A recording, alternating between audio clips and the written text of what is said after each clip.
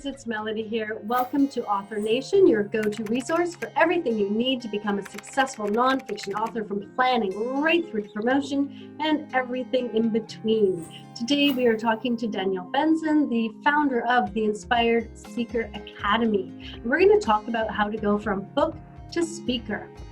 So Danielle Benzon is the founder of Inspired Speaker Academy, and she trains speakers to communicate with authentic confidence from the boardroom to the world stage. Welcome, Danielle. Thank you, Melody. Thanks so much for having me. Yes. By the way, I really like those flowers behind you. Thank you. These are silk flowers because I have a black thumb and it's really depressing being surrounded by flowers that are dying, so they're silk. But the reason I love them and the reason I kind of keep them in frame a lot of the time is I grew up in South Africa, which has lots of pros and cons, but the garden that we had was so beautiful and I spent so much time there and there was so much sunshine. And sometimes in Vancouver, where I live, in the middle of winter, it gets a little bit dreary, it gets a little bit gray.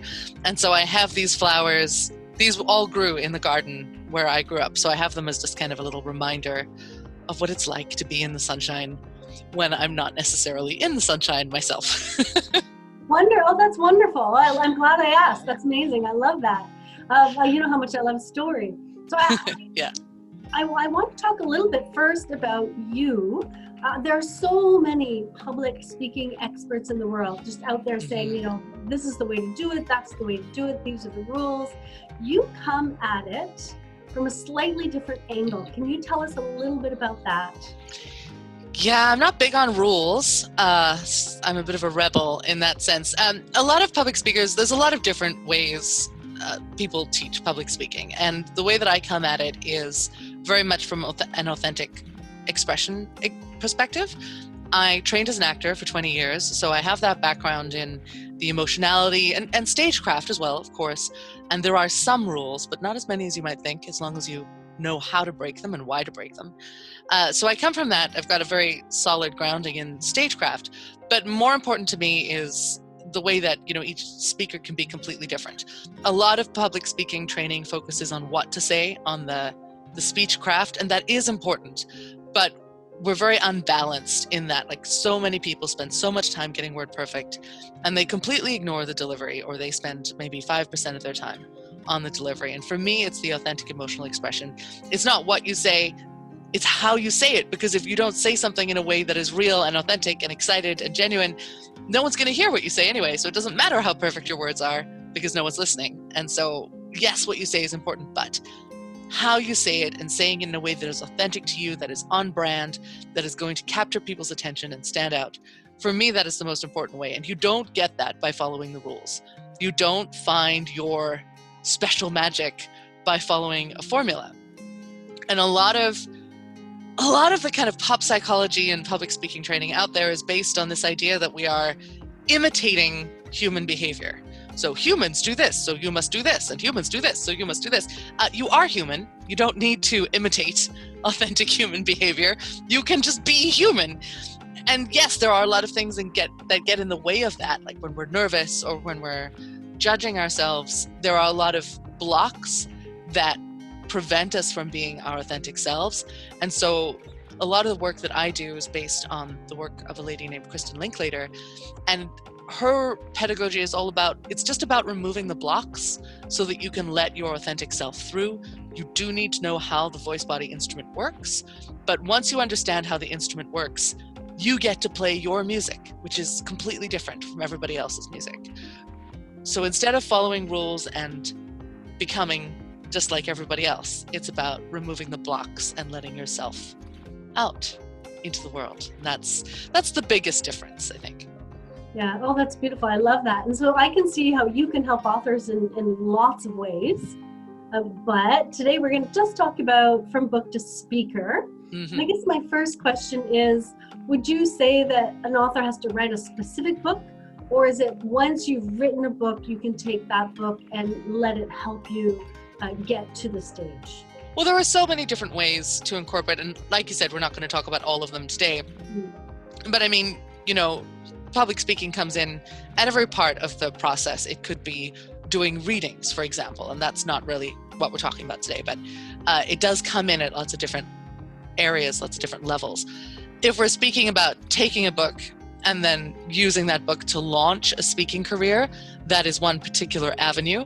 It doesn't need to be any kind of book. I mean, typically it's either a nonfiction book that is educational in nature or inspirational in nature. And so we're on stage speaking because we have a program or we want to book more speaking engagements. And so the book was written kind of with that end goal in mind. But not always. Sometimes it's a memoir. Sometimes it's a fictional story that really grips people and you realize that there is a movement that can be started from this. Some authors will use fiction to create movements, to get people to look at things in a different way. So no, I wouldn't say that there's any rules around that. There are definitely patterns. Typically, most nonfiction writers will also be speakers because that's kind of part of their business plan, but it's definitely not a limitation. Excellent. Yeah. I never thought of that. Fiction to movement. I love that. Yeah. I can actually think of some authors who do that. Me too. Yeah. Cool. All right. So here I am. Let's stick with nonfiction. I'm a nonfiction author, or I'm a memoir author. And I've got my book. I've got my book in hand. Is that it? Is that all I need? Or are there other materials you might suggest I create? If only. Gone are the days where you could just create the product and everyone will come to you. We have such a noisy marketplace now. I wish that just the book would be enough. The book and your passion and you're good. There are no limits to how prepared you can be. So I would not use that as an obstacle. Don't be like, well, I don't have this, so I can't do it yet. I would say start straight away. Start where you're at and build it as you go, because there are so many things you can have. Almost definitely need to have some sort of social media presence. If you don't have a social media presence, you need to have a very strong network because someone's going to give you the speaking gigs. So you either get that through social media marketing, through, online stuff, or like old school publicity, or through a publisher, or you do it through your personal network. So there has to be some sort of network in place, offline or online. Online is definitely much more common these days and easier. There's a lower bar to online marketing for sure. So you have to have some sort of way of letting people know that you do what you do. Things that will definitely help you as you build and as you become more credible and as you want to potentially charge money for speaking. Things like a sizzle reel would be extremely beneficial. So some video, some professionally edited, ideally professionally shot as well, video of you speaking. It could be a minute or two, just like a highlight reel of what it's like to see you as a speaker so that people know what they're getting. Definitely some sort of description of, do you do keynotes? Do you do workshops? What kind of content are you offering for the people who would like you to come and speak? If you charge, that doesn't need to be on your website, but you should know what that is and it should be part of your proposal package. So there's those kind of things, those support materials and marketing materials that you need. You don't need anything to get started, but as you go, you will build things that help you in the process. And people will ask, they'll say, well, where can I look you up? And so you'll build a website and you'll build a YouTube channel, little snippets of you speaking, or, you'll build your proposal as you start to send out speaker proposals. So there are lots of things that you can have. And I would say start with where you're at, because what you need and what you think you need are often different. So let that come organically as people ask for things, as you go, oh, I need to approach this person. What would I need to approach this person? And build it as you go and build it from the need, not from what you think in your head, because it might be different. Yeah, no, really great advice, right? When somebody asks for something, build it, but don't build things imagining what people might be asking you for. That really will limit the amount of work you're going to need to do. So that's really great. Thank you. And the amount of work you will need to redo, because often when we build something without any input or validation, we sometimes build it wrong, and then we have to rebuild it when we get data. So it's more efficient as well. Yeah, no, good point. And you said something about speaking for free, and so I really want to ask you about when you're preparing speakers, for stage, some speakers are speaking for free and some are paid speakers. Can you just touch on the difference? Like, when should I be free, or what quality of speaking do I need to have in order to charge, not pay. Rather don't pay to speak. I mean, that is, you got to be really learning to be paying. Yes. I may charge. So, free versus charging. Can you just speak as a coach? Can you just speak to that a little bit for me so I understand? Actually, that's a really good point, because sometimes you do pay to speak. So that's actually not as ridiculous as it sounds. It depends on why you're speaking. So why you're speaking in general and why you're speaking at this specific event. If you really need a high profile speaking gig that you're going to leverage, you're going to get video from it, you've got a marketing plan in place, and this one high profile gig is going to make or break your career, it might be worth paying for. There are some speaking gigs that you pay to enter because they're of a certain profile. And so you do. I mean, I wouldn't be careful. Make sure that you're going to get your money back. But there are situations where that might be appropriate. Most of the time, you're not paying to speak. You're either speaking for free or someone is paying you. And again, this depends on why you're doing it. So right at the beginning, if you have zero experience and you know where you want to get to eventually, but right now you just want to speak to get the experience, I would do that for free, because there's a lot less pressure on you. You can go, you can mess up, you can make a fool of yourself, and you don't feel so bad because they're not paying you. You also might want to speak for free if there's some sort of high exposure opportunity where none of the speakers are being paid and it's a charity event or a sales event. So if you are selling your book or if you are selling a program, you're probably not getting paid for that, because the idea is that you're getting paid in sales. And so those are the opportunities where you would speak for free. Do make sure you leverage those. So repurpose your content. If you're speaking, get it recorded, get the transcript, use those as like blog posts and articles and snippets for your marketing. Like, really make sure that you are leveraging that so that you are getting your money back in as many ways as possible, and hopefully you're selling from stage as well.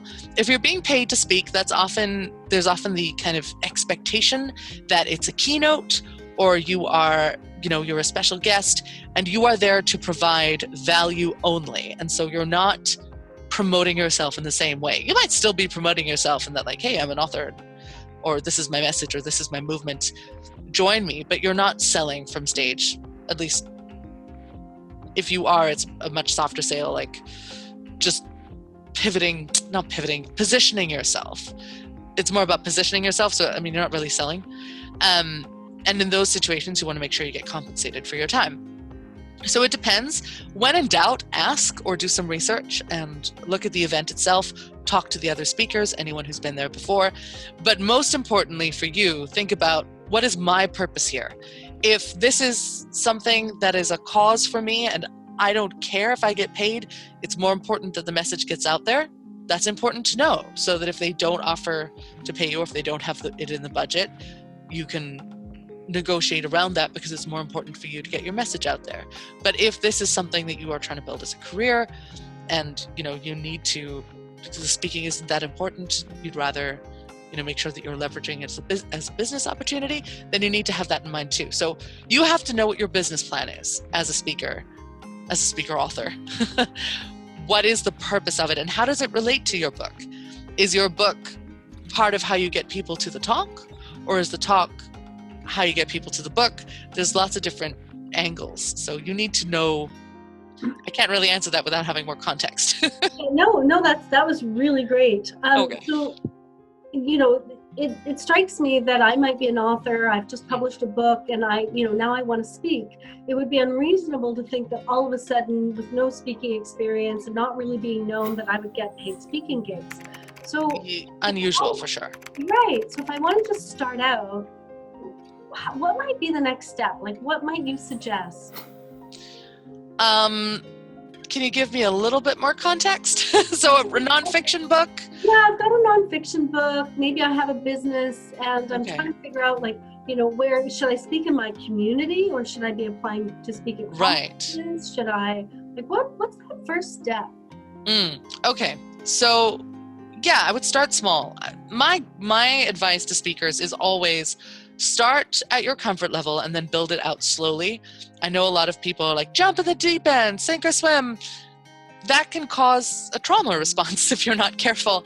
And I don't believe in that kind of growth. I think we should push ourselves consistently in small ways, and that is how we improve. And if it's just once off, you just want to do a TED Talk and you never want to speak again, that's one thing. Then you get speaking training, you really prepare for that, and you do it amazingly well, and you record it, and you leverage that for the rest of your life, and you never speak again.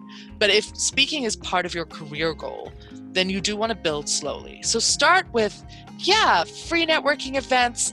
There's so many writers events where, if you're a writer, you're probably already part of some writers groups where people read aloud. So that's the first step, just getting used to speaking in that very, very safe space. Come to, there's lots of speaking clubs. I run a speaking club. There's speaking clubs all over, online and offline. Do both. Focus on where you want to go. So if you want to be speaking online, primarily if you have an online course that you're going to be promoting, then speak online more.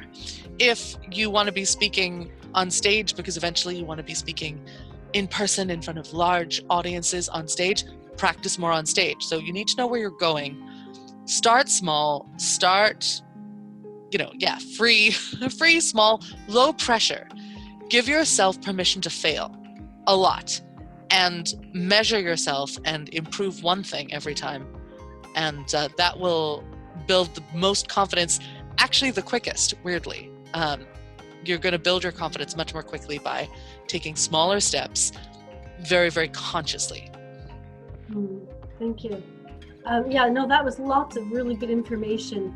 So you help people become better speakers. Mm-hmm. So I'm wondering if we can talk a little bit about that, and kind of what are some of the kind of learned, I know there are going to be you're going to say there's so many learned behaviors that they have to unlearn, but if you could just pick a couple of them and just give a sense of top three. Give you a top three. Maybe a top three. That would be great. Mm-hmm. So the biggest mistake that I see, and especially from writers, is wanting to get everything word perfect when they're speaking on stage. If you're reading, that's something else. We're not talking about reading your work in public right now, because that is a different thing. If you are speaking about your work, you're on a panel, you're speaking from stage, you're speaking to sell, or you're speaking in a media opportunity, the words you say are important, but they're not that important. And I find that a lot of writers will spend so much time crafting the perfect answer or the perfect sentence that when they get to speak, they're robbed of all personality and all life when they're speaking. There is a certain vocal tone that comes in when we've memorized something, when we're reading something, and we can hear it. It's extremely obvious to your listener when something is over-rehearsed or over-prepared, and that disconnects your audience from you. There's no trust anymore. They're not feeling like they're speaking to a human being or listening to a human being. So don't be scared to make mistakes. The first thing is, don't spend so much time on the writing. You don't become a better speaker by writing. You become a better speaker by speaking. So practice the speaking part. Paraphrase, talk to your dog, talk to your plants, talk to your fake plants. Just practice the speaking part and do less of the planning part, because a lot of people luxuriate in the planning because it feels safe. You're not going to become better by planning to speak. You're going to become better by speaking. So that's the first thing. The second thing is a lot of people don't know how to breathe. And there are so many things I could say about breath. This is, I have 3-day workshops on breathing.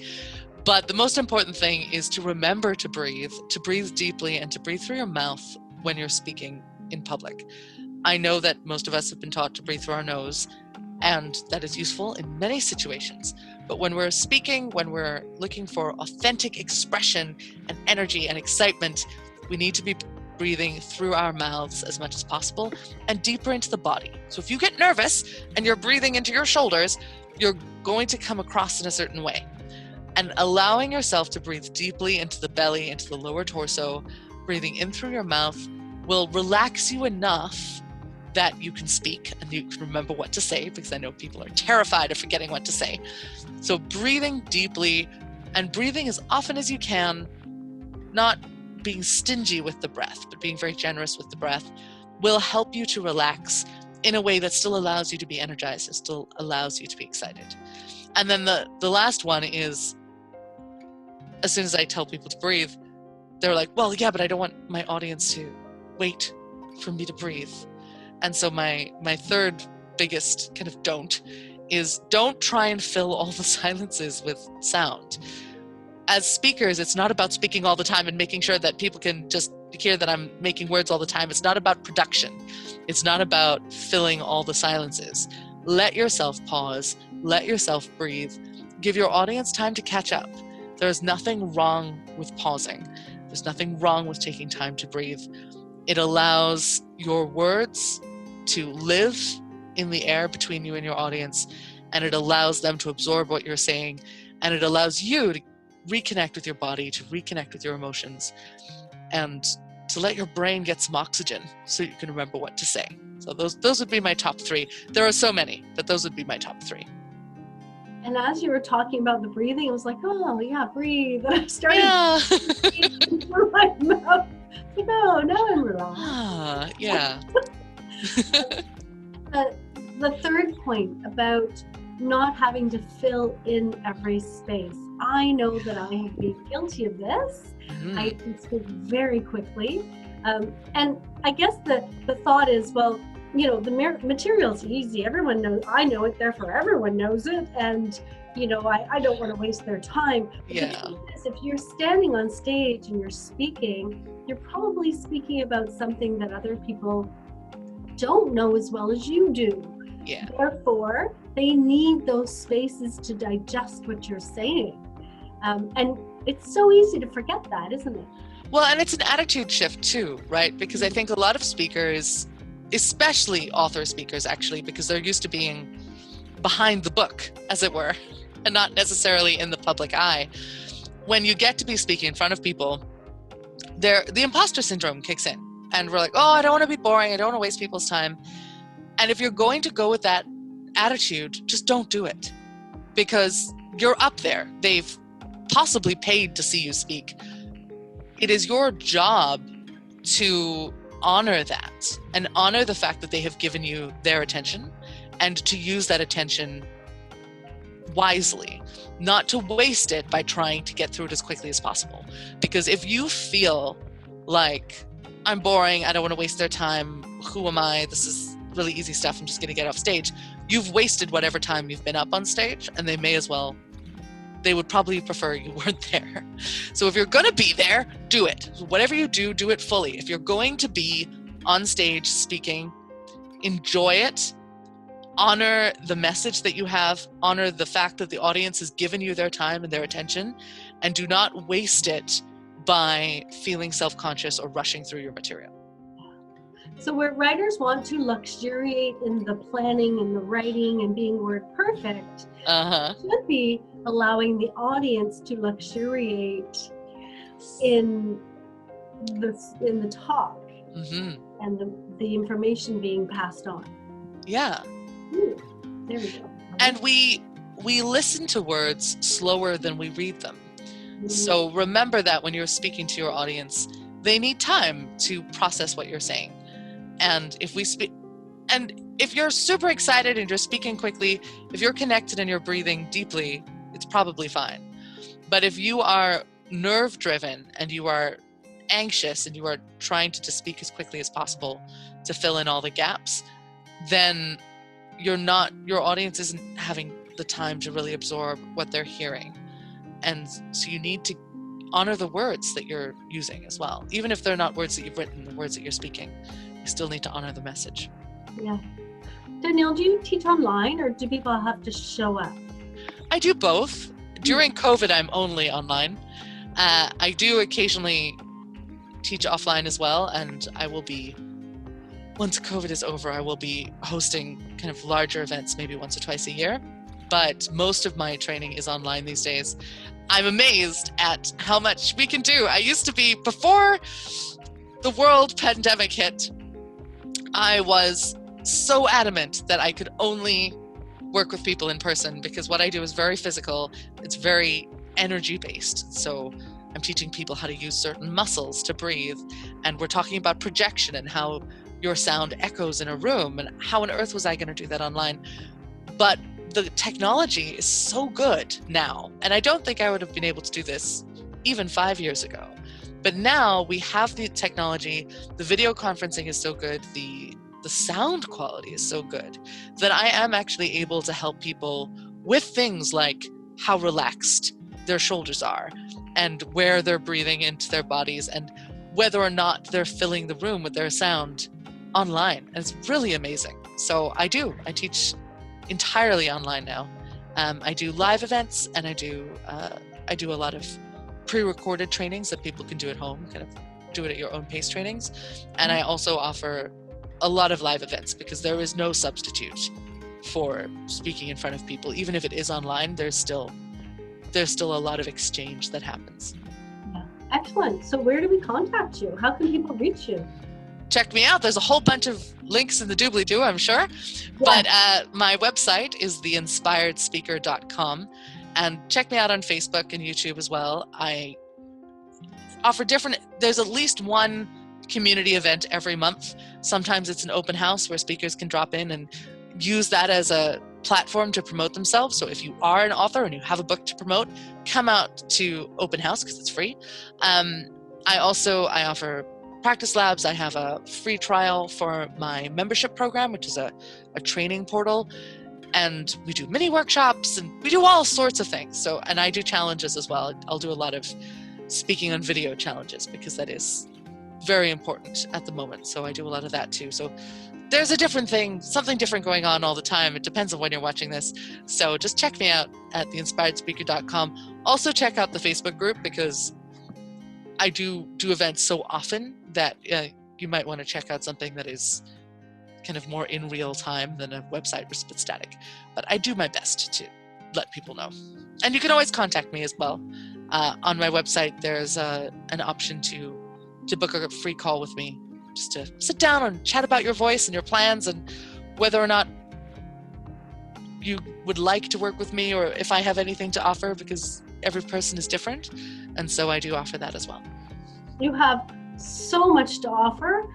Even if it isn't for everyone, you have so much to offer. And I know you have some, as you said, free challenges and events for the community. And I will make sure all of those links go in the description. So anyone who's interested, check them out there. Danielle, thank you so much. That's an amazing head start to going from book to speaking gigs. Whether you want to launch a speaking career, or whether you just want to get your book out there and connect with people. Thank you so much. Thank you so much, Melody. It's been a joy speaking to you. And yeah, I really encourage any authors who are feeling a little bit nervous about getting out there. Yes, putting yourself out there is scary. Yes, it's a different way to be vulnerable, but it is also so rewarding. And so I would encourage you, take baby steps. Just take a little piece at a time. It's amazing how far you will go. Thank you. Thank you to everyone for joining us today. As I said, everything you will need will be in the description, all the links to Danielle's free challenges. And if you like this video, give it a thumbs up. I always want to hear what you think. Drop me a comment. And of course, for more like this, subscribe to the channel. Thanks.